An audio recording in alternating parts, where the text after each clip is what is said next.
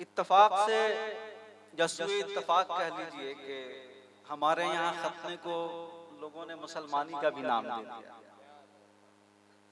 कि मुसलमानी होना है। हालांकि ये बात नहीं है, बच्चा पैदा होते ही मुसलमान होता है। एतराज करते हैं लोग, भाई खतना क्यों करते हैं कि जब ये मुसलमानी का नाम दिया आपने और कहते हैं कि बच्चा पैदा होने के साथ ही मुसलमान पैदा होता है, तो फिर खतना क्यों करते हैं? तो उनके लिए मैं कहता हूं कि आप नाखून क्यों कटाते हैं? जवाब मिलेगा कि सफाई के लिए, साफ सुथरा रहने के लिए, बीमारियों से बचने के लिए। तो इसका भी जवाब वही है कि खतना इसलिए किया जाता है ताकि बच्चा बीमारियों से महफूज हो। यही वजह है, देखेंगे आप कि शहरों में जो बड़े बड़े अड्डे खुले होते हैं और जहां लोग जाते हैं और बड़ी खतरनाक किस्म की बीमारी लाहिक होती है, तो उसका भी इलाज अभी तो मुकम्मल तौर पर उसका इलाज नहीं सामने आया है, लेकिन डॉक्टर यही कहते हैं कि भाई खतना करा लो, बीमारियों से महफूज हो जाओ। यही वजह है कि देखेंगे आप यूरोप कंट्रीज में यहूदी तो करते ही करते हैं, दूसरे मजहबों मसलक के लोग भी खतना करते हुए नजर आते हैं ताकि बीमारियों से महफूज हो जाएं। और सेंसस निकाल के देखें, पूरी दुनिया के अंदर 40% लोग मुसलमानों के अलावा ऐसे हैं जो खतना कराते हैं अपने बच्चों ताकि बीमारियों से महफूज हो जाएं। तो ये सुन्नत रसूल सल्लल्लाहु ताला अलैहि वसल्लम की बरकत है। और अभी आपने समाअत फरमाया, आमाल के हवाले से बहुत सारी गुफ्तगू समाअत फरमाई। मैं ये कहता हूं कि आमाल के साथ साथ अकीदा भी दुरुस्त होना जरूरी है।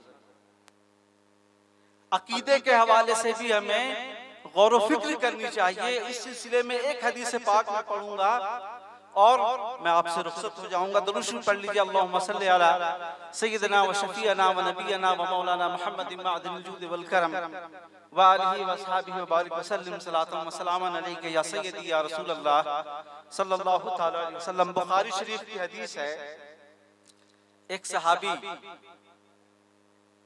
आका करीम सल्लल्लाहु तआला अलैहि वसल्लम की बारगाह में हाजिर होते हैं और अर्ज करते हैं कि या रसूल अल्लाह, मैं अभी नया मुसलमान हूं, नया मुसलमान हुआ हूं और हमारे 3 सवालात, अगर इन सवालात का आप जवाब देते हमारे ईमान में पुख्तगी हो जाए। सहाबी रसूल हैं और उन्हें ईमान में पुख्तगी का देखिए इस कदर तजस्सुस है। आज हम फितने के दौर में, लेकिन हमें हमारे अंदर तजस्सुस नहीं कि हमारा ईमान और अकीदा कैसे महफूज हो। लेकिन सहाबी रसूलुल्लाह की बारगाह में हाजिर होकर अर्ज करते हैं कि या रसूलुल्लाह, 3 सवालात हैं, आप इसका जवाब दे दें ताकि मेरा ईमान मजबूत हो जाए। आका फरमाते हैं कि बोलो, क्या सवाल है? सहाबी रसूल कहते हैं कि या रसूलल्लाह, सामने जो वो पेड़ है, मैं वो चाहता हूं कि वो पेड़ आपकी बारगाह में हाजिर हो और आपको सलाम अर्ज करे। आका फरमाते हैं कि जाओ उस पेड़ को मेरा पैगाम पेश कर दो। जैसे सहाबी रसूल उस दरख्त के पास जाते हैं और कहते हैं कि रसूलुल्लाह ने तुम्हें बुलाया है। वो पेड़ दाएं बाएं हिलता है और जमीन से जड़ समेत उखड़ता है और ऐसे चलता है कि जैसे इंसान चल रहा है। चलते चलते रसूलुल्लाह की बारगाह में हाजिर होता है और हाजिर होकर अर्ज करता है, अस्सलातु वस्सलामु अलैका या रसूलल्लाह।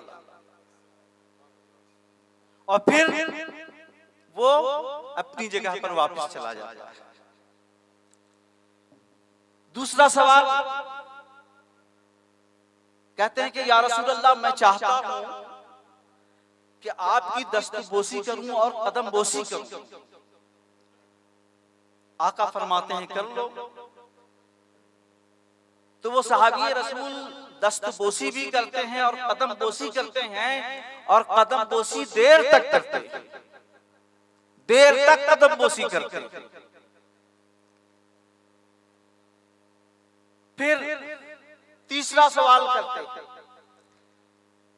कहते हैं कि या रसूल अल्लाह, मेरा जी चाहता है कि मैं आपका सजदा करूं। उस वक्त आका बना फरमाते हैं कि इंसानों को अल्लाह के अलावा किसी के लिए और किसी इंसान के लिए सजदा रवा नहीं, दुरुस्त नहीं। अब इस हदीस पाक का मफहूम समझ लें, इसका मतलब क्या है? मतलब ये है कि यहाँ पे सहाबी रसूल ने हमें इशारा दे दिया कि अगर ईमान की मजबूती चाहिए तो मोजेज़ात को सुने, पढ़ें भी सुने भी, क्योंकि मोजेज़ात को सुनने से पढ़ने से ईमान में मजबूती आती है। और इसी तरीके से अगर ईमान में मजबूती चाहिए तो रसूलुल्लाह सल्लल्लाहु तआला अलैहि वसल्लम के कदमों में पड़े रहो। देर तक कदमों में पड़कर सहाबी ने ये इशारा दे दिया कि रसूलुल्लाह के कदमों में पड़े रहो, इसी से तुम्हारा ईमान मजबूत होगा। और जहां तक सजदे की बात है, यहां भी एक इशारा है। आका ने फरमाया कि इंसान के लिए सजदा रवा नहीं, लेकिन यहाँ ये इशारा है मुसलमानों के लिए कि आप ज्यादा से ज्यादा सजदा करो, इसी से तुम्हारा ईमान मजबूत होगा। हज़रात गिरामी, ये चंद देर की गुफ्तगू थी, क्योंकि वक्त इजाजत नहीं देता है। और मेरा तो ख्याल ये है कि अभी सलातो सलाम हो जाना चाहिए, वक्त बहुत ज्यादा हो गया है। फिर भी जो सदर जलसा हैं उनका जो हुक्म होगा उनके हिसाब से मस्जिद चलेगी। बस इन्हीं चंद बातों पे अपनी गुफ्तगू खत्म करता हूँ। अस्तगफिरुल्लाह रब्बी मिन कुल्लि ज़ंबिन व अतूबु इलैह व आखिरु दावाना वल्हम्दुलिल्लाहि रब्बिल आलमीन।